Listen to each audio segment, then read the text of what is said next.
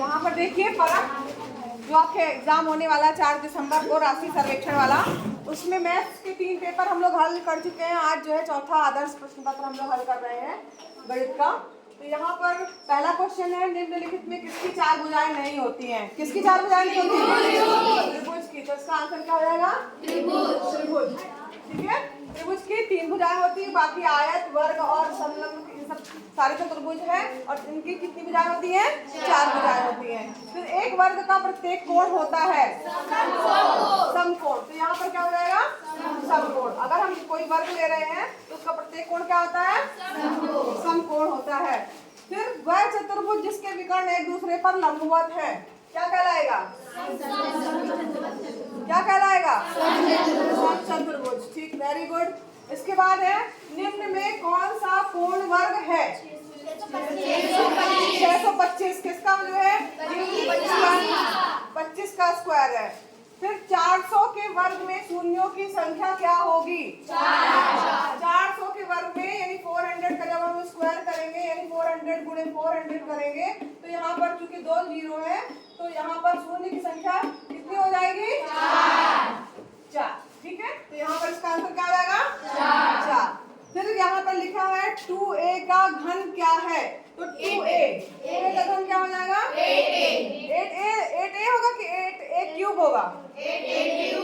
2a का cube करेंगे तो 8a क्यूब। यहाँ पर लिखा नहीं है बट इसमें आंसर में 8a क्यूब होगा क्योंकि इसमें और कोई जो है विकल्प नहीं दिया गया है कि इनमें से कोई नहीं। तो यहाँ पर क्या हो जाएगा? 8a। सबसे छोटी अभाज्य संख्या क्या है? सबसे छोटी अभाज्य संख्या, जिस अभाज्य संख्या मतलब क्या होता है? खुद से कटे और एक से कटे। तो यहाँ पर क्या हो जाएगी? 2। सबसे छोटी अभाज्य संख्या 2। 1। कितने लोग? क्या? 2। एक भी खुद से कट सकता और एक तो एक से कटी जाएगी, एक ही होगा। एक होगा। ठीक है, चलिए यहाँ पर -1 का क्या मान होगा? तो यहाँ पर देखो -1 का मान लिखा हुआ है लेकिन इसका मतलब नहीं समझ में आ रहा है। या तो यहाँ पे पावर में कुछ होगा तब हम उसका मान निकाल सकते हैं, या तो यहाँ पर आगे मॉड लगा होगा।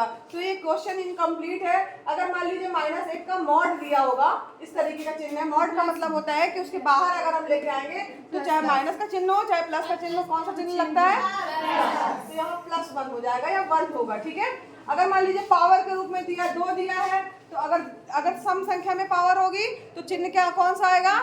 प्लस का आएगा। सम संख्या में अगर होगी तो -1 की जगह पे जो है ये चिन्ह -1 गुणे -1 करेंगे तो कितना आ जाएगा? प्लस। मतलब कि अगर सम संख्या कुछ भी होगी तो चिन्ह प्लस आएगा यानी +1 आंसर होगा। अगर पावर में विषम संख्या होगी तो चिन्ह माइनस में आएगा यानी -1 आंसर होगा। तो ये क्वेश्चन जैसा भी दिया रहेगा आपको उसी हिसाब से करना रहेगा। ठीक है, तो यहाँ पर इसको कुछ नहीं कह सकते हैं, मान लेते हैं इसमें मॉड लगा है +1 कर दे रहा है। ठीक है,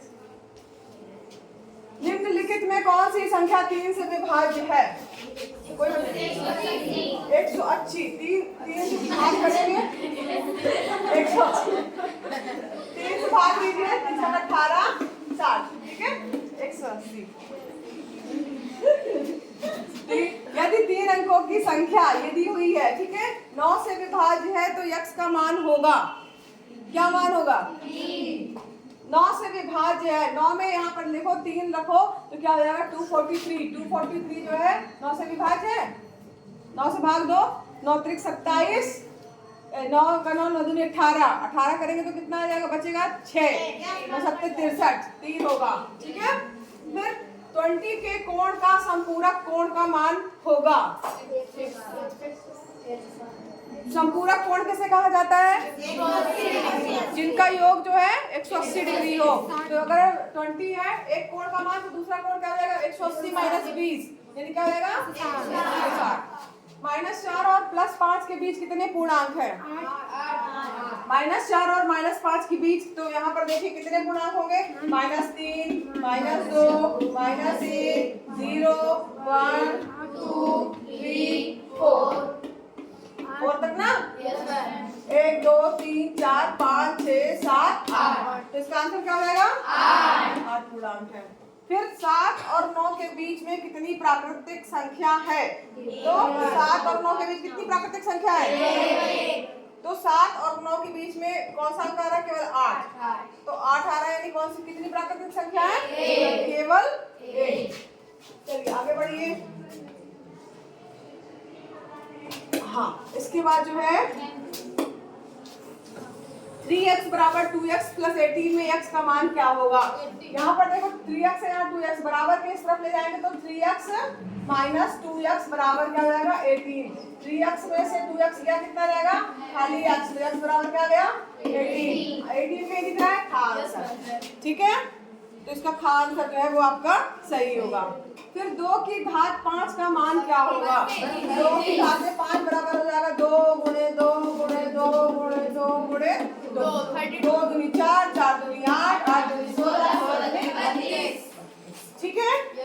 तो ये जो है इस तरीके से इन प्रश्नों को हल करना है और थोड़ा स्पीड बढ़ा लीजिएगा। इसी तरह के हो सकता है 2 की घात 5 की जगह 7 कर दे, 8 कर दे, कुछ भी कर सकता है। आपको प्रक्रिया पता होनी चाहिए कि पावर का मतलब होता है उस संख्या का उतनी बार आपस में गुणा। ठीक है, समझ में आ रहा है? तो मैथ्स में रखने की जरूरत नहीं रहती है, आपको बेस समझ में आना चाहिए कि किस तरीके से उसको हल करना, फार्मूले याद होने चाहिए।